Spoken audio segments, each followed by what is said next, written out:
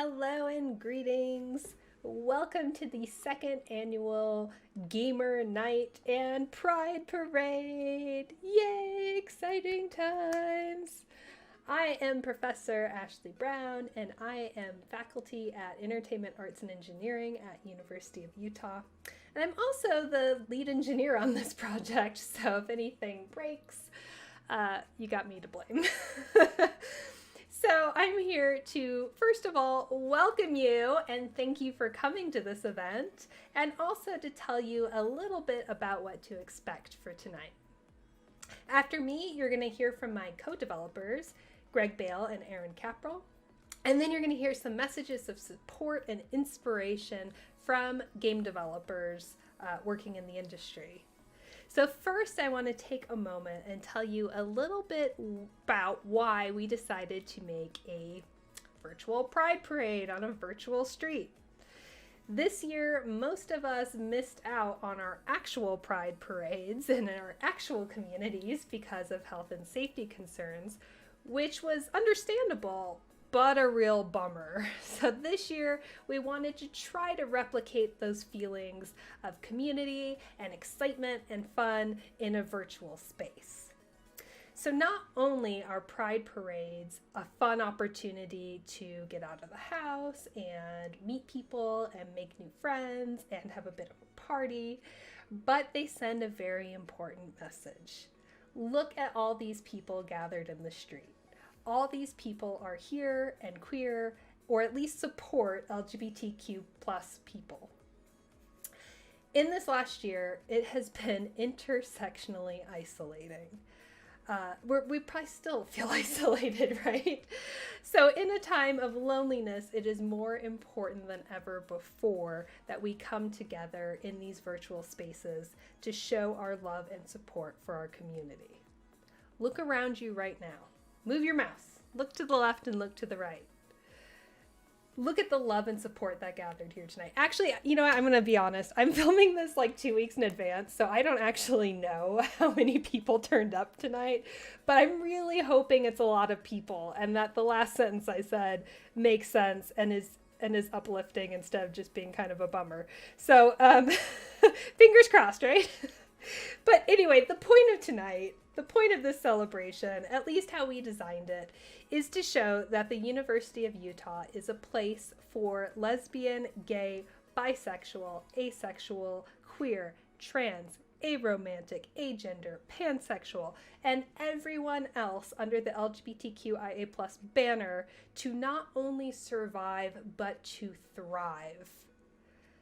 Before I pass the mic on, and before we get to playing games, I want to thank everyone who made tonight possible. Thanks so much to Entertainment Arts and Engineering for all the financial support that was provided for tonight. Thank you so much to everyone at the LGBTQ Center on campus for inviting us to do this night again. And thank you, most importantly, thank you to you for coming here and showing up. Without you, we wouldn't have these events and we wouldn't have these fun opportunities to play games. So on that note, to end, in case you haven't heard this yet today, or if you just generally haven't heard this enough overall, you are valid. Who you love is valid.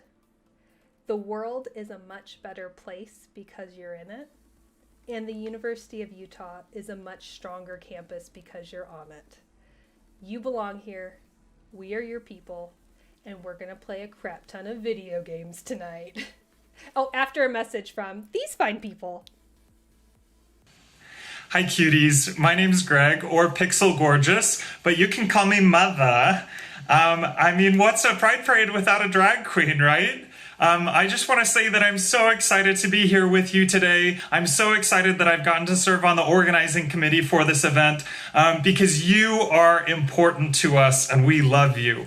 We are so glad that you're a part of our story and that we get to interact with such amazing, unique, talented individuals. And so thank you for being here today. I want to take a moment to say that you are important, that the stories that are locked inside of you right now are important, and that by sharing those stories with the world, you make space for other people to be their full, true selves. And that's something that's so important to me.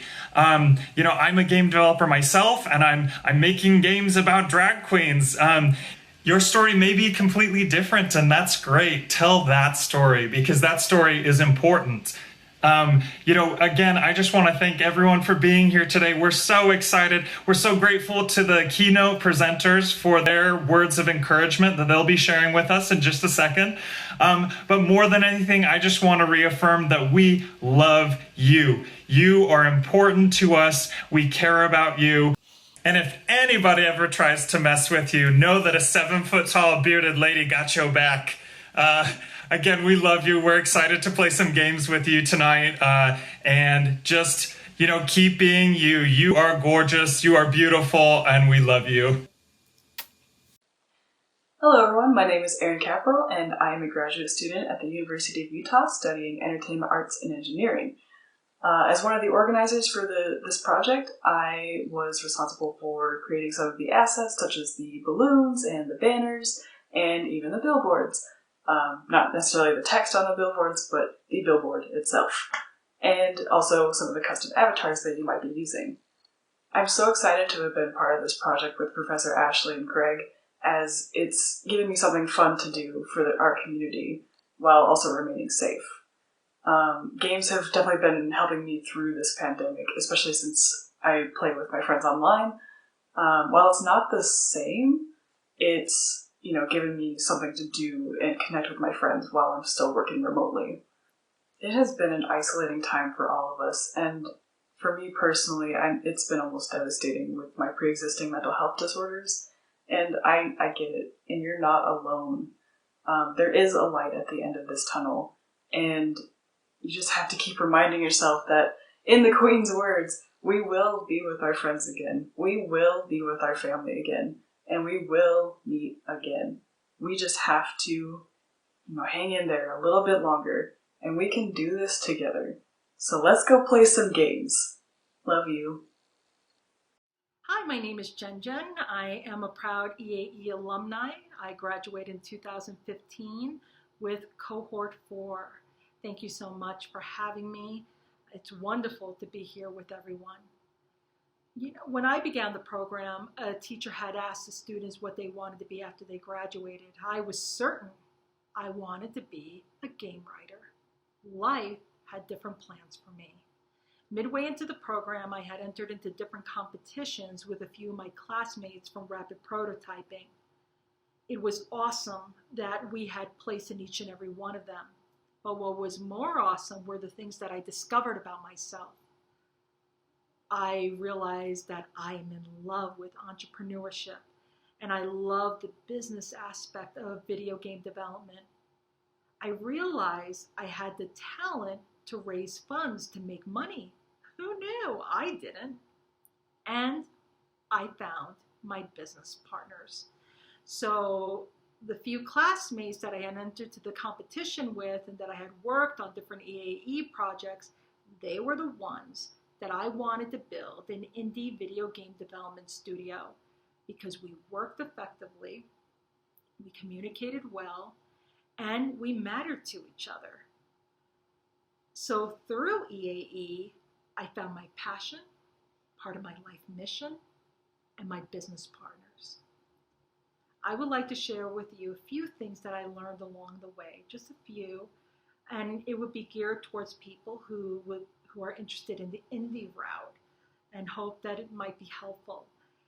But there are a few assumptions. One assumption is that you're building a startup that's going to create its own IP, because in reality, you have a few choices, wonderful choices. The other one is to be client-based and to create like a series, to develop, take on, a series of third-party development projects. That is fantastic. And I'd be happy to connect you with a few people who have gone that route. That's just not my experience. Our experience is, again, creating our own IP. The second is that you have limited funds, because that was my situation. And then the third is that your founding partners are internationally mixed. For my founding partners, I'm the only American. And that's the way it was from the very beginning, the only American. So that meant that, and it still means, we have to negotiate immigration barriers and laws. And we have to take those things into consideration. And it's tough. It really is. So I started this entrepreneurial route off the bat, from the get-go. Last semester of EAE, graduated. That was phenomenal, an all-time high. And soon after, crap hit the fan. One of the teammates at the time was going through a very arduous situation. It was very serious, and I had choices. My choice was either my rent or my teammate, and I chose my teammate. So I became homeless. At this point, I had $80 to my name, and then another cohort, not a part of the team, but a cohort member, was going through a very trying situation, had asked for donations. I gave this person $20. I donated. And so now I'm down to 60. And I said to myself, and I want you to picture yourself, no matter how much money you have, I'm going to take my last $60 and I'm going to invest it in myself. Because there's something about investing in yourself, it's worth the bet. And I was able to, in 3 months, turn the $60 into $50,000 in 3 months through third-party development. Now, notice that third-party development project, it wasn't our business model. No, it was to act as a way to provide some seed money and then stop.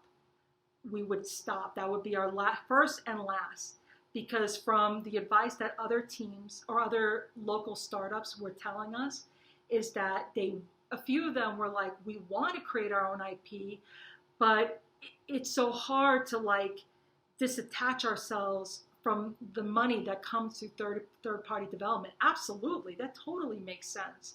But because I knew there was that temptation, because they shared with me, we said, no, just one, and that's it. So with that seed money, we bootstrapped, and we used the Lean Startup methodology. Now, let's just backpedal a little bit. There are two things that are of value.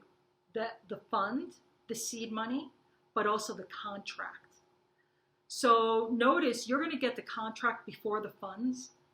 With that contract, this is what we chose to do. I went to the bank, and then I was able to get a revolving credit line. I didn't realize, but now I know that what I was actually doing was starting to build my startup's credit score.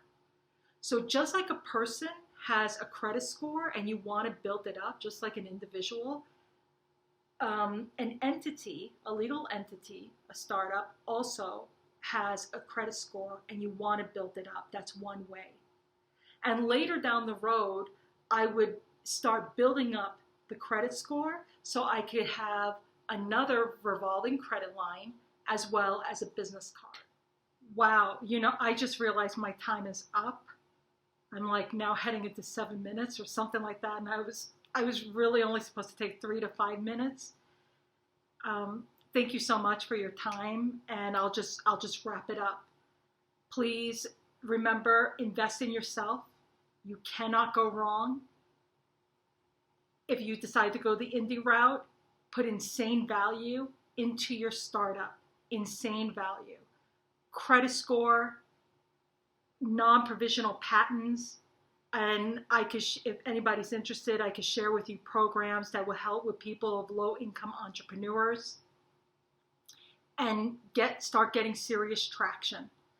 From the very early stage, like when you do your first build, quickly bring it into the hands of players. That's so important. Thank you so much for your time. So sorry that I went over, but it's been such a pleasure.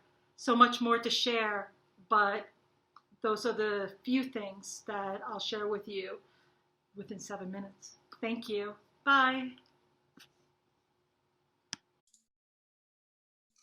Hello, my name is Roger Altizer, and I am the director of the Therapeutic Games and Apps Lab, where we make playful games, the co-founder of Entertainment Arts and Engineering, which is the top-ranked video game program here at the University of Utah, the director of Digital Medicine, which is just that, we're making digital medicine, and a professor in population health sciences. And I am just stoked to get to talk to you today. There are a lot of us at Utah who really put our heart and soul into diversity efforts, and we're doing things to try and increase diverse recruitment, create safe spaces on campus and in our labs, listening to our community. And that's all wonderful and important work. But I'm here to tell you a little secret. We also just want to play with you. Play is an amazing thing that allows people to explore their lives, to play with their identities, to explore new ways of interacting with people. And we really want to play with you. You are welcome. It's a tough time right now. I know there's a lot going on in the world, and there's a lot going on inside of us. Some of us are in a place where we're transitioning. Some of us are in a place where we're negotiating our identity or coming out about our identity. And some of us are questioning. It's all wonderful. And I encourage you to lean into playfulness as you do it. Invite people to play with you in this process. You don't have to go through any of this alone, and we're happy to do it with you. So games is a space that's safe for people to try things they wouldn't normally try. And that's why having a gameful or playful life or attitude is such a helpful thing, because we can take that same idea that we're safe playing and apply it to our actual lives as well. And it doesn't matter if it's your career or your sexual identity or relationships or how you want to arrange your living room. Be playful about it. It will pay dividends, I promise.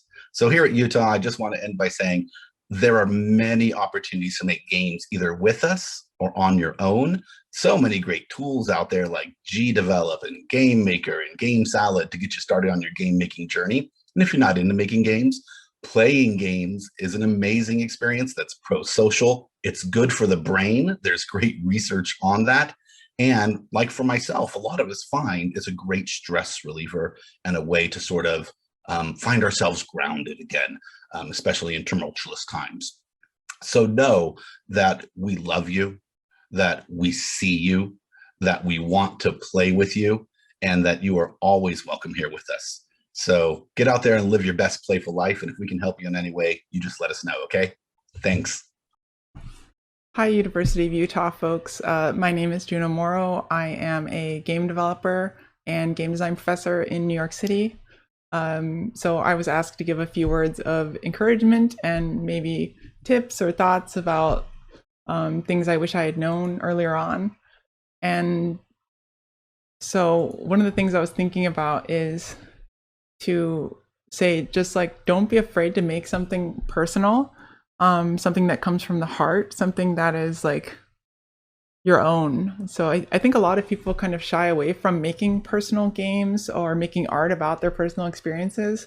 And I don't think it's something you should be afraid of. I think if you're really close to it, if you're really close to the material, then like all of the answers will become really obvious and you'll become really deeply invested in representing that. So like when I think about a lot of the games I've made, a lot of them are,